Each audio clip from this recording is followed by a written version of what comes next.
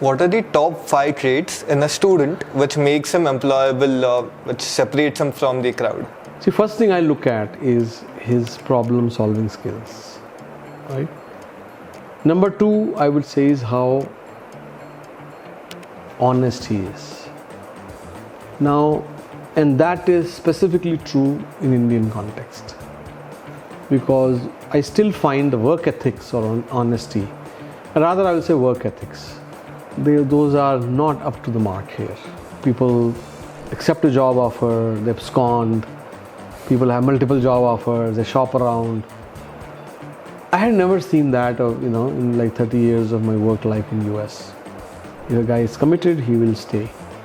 If he's committed to join one company, even if someone else comes and gives him a better offer, he will not take that. Even if his offer is so good that he's tempted to take it, he'll go back to the first employer and tell him that I have this, but I am in dilemma. So in a way, he's giving chance to the other employer to counter it or convince him otherwise. So to me, that's work ethics. They are very, very important. Third, I would say that his trustworthiness. Whether a person is a team player, can he be trusted with managing things, managing himself, managing things around him. I think if you have first 3, you are employable by anybody. How do you prove these qualities on a resume? That's a very good question. First one I told you, if you have a sample code, show your portfolio that you have written some code, right? You can show that.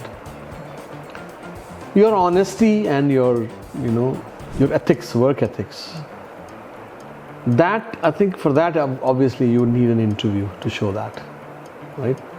Because without it on a resume you cannot really show. Sometimes you can show your wrong ethics in the resume. Untrustworthiness you show in the resume. The guys will say in the resume there is a gap, right? And they will hide the gap, right? In India, the background checks are not very common, but we have started doing those now. And sometimes we have found, we have made an offer to a guy and then we go for a background check, we find he lied in his resume. Things like that. Sometimes then we go back to the resume and then see, oh man, we should have caught it. So now our teams are a little more trained about this. So, sometimes, as I said, dishonesty can show in the resume. Honesty particularly, may not show up. And then whether the guy is, he's reliable, trustworthiness, that's something that again will require discussion with the person, right? I think the first 2, but if you have, let's say, a good resume to me is which has some skills matching our requirement. See, in today's world, not so much here, but in US, in places like US, most of the large corporations are using AI-based tools to scan through the resumes. I think here also, I'm sure many softwares have started using that. So they do keyword-based searches and all that, right? Now, if you have good resume as per the software, so you get picked up. Now, if you get picked up, it means you're matching to the requirement. If you don't get picked up, it doesn't mean you're bad. You're not matching to the requirement. So you match the requirement, you get picked up. Now, if you have portfolio of your work, you will stand above the rest, isn't it? You stand above the rest. In US, by the time a guy comes to the final year, he has already done so much work. I told you the guy that I invested in, he had 2 startups by the time he came to final year. My own son, he had done 3 internships and he had a best intern award in one of them, and he had 2 foreign trips where again he did some work. So when you look at all this, so the guys will see, this guy has well traveled, he has done some work in a foreign country, and the third one he did internship in some other company, which is again he did very good.